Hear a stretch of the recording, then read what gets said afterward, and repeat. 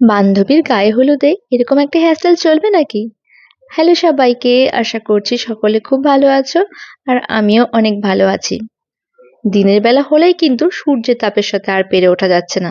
তার সাথে রয়েছে প্যাচপ্যাচে একটা গরম। বাট বান্ধবীর বিয়ে রয়েছে, যেতে হবে গায়ে হলুদে। তার সাথে রয়েছে জল ভরতে যাওয়ার একটা রিচুয়াল। কিন্তু এত অসহ্য গরম, কিভাবে হেয়ারস্টাইল করবে এটাই ভাবছো তো? তো চলো আজকে সলিউশন নিয়ে চলে এসেছি। আর আজকের হেয়ারস্টাইলটা কিন্তু তোমাদের যাদের medium length, short hair, long hair সবার জন্য খুব ভালো একটা এক্সাম্পল। তো চলো হেয়ারস্টাইল ভিডিওটা স্টার্ট করা যাক।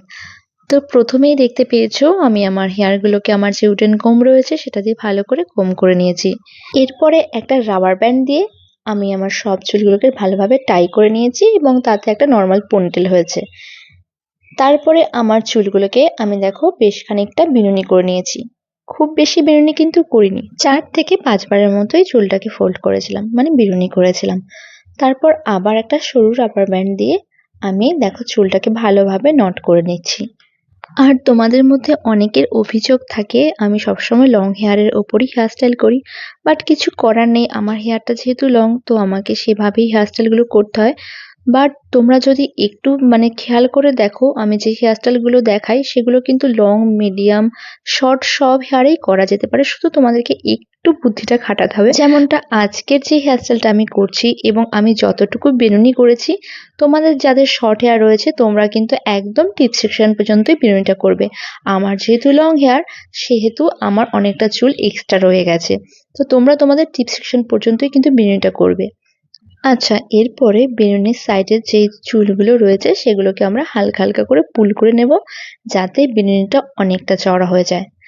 তারপরে একটা ক্লক ক্লিপের মধ্যে একটা ডোনাট বানকে খুব ভালোভাবে অ্যাডজাস্ট করে নিয়ে এরপর বিনুনিটা ডোনাট বানটার ওপর দিয়ে নামিয়ে নিলাম।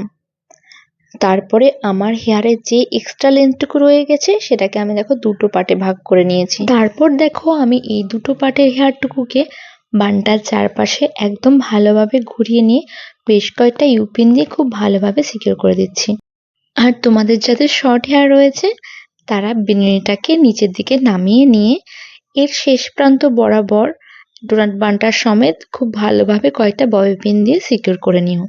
এরপর আরো বেশ কয়েকটা ইউপিন দিয়ে আমি এই পুরো বেলুনিটাকে একদম সাইড দিয়ে খুব ভালোভাবে সিকিউর করে নিচ্ছি, যাতে এটা ডোনাট বানের সাথে একদম খুব ভালোভাবে অ্যাডজাস্ট হয়ে যায় এবং ডোনাট বানটা দেখাও না যায়। আর তোমাদের যাদের শর্ট হেয়ার তারা এই ধরনের একটা ফলস যে বেলুনিগুলো পাওয়া যায় না, সেটা নিয়ে এই বানটার পুরো চারপাশে খুব ভালোভাবে ঘুরিয়ে নিয়ে বেশ কয়েকটা ইউপিন দিয়ে সেটাকে সিকিউর করে দিও। এতে তোমাদের বানটা আরো সুন্দর হবে আর একটু সাইজে এনহ্যান্স হবে এবং যে আর্টিফিশিয়াল বানটা লাগানো হয়েছে মানে ডোনাট বানটা লাগানো হয়েছে সেটাও আর সাইড দিয়ে দেখা যাবে না। এরপর তোমরা তোমাদের পছন্দ মতো ফুল দিয়ে বানটাকে ডেকোরেট করে নিও।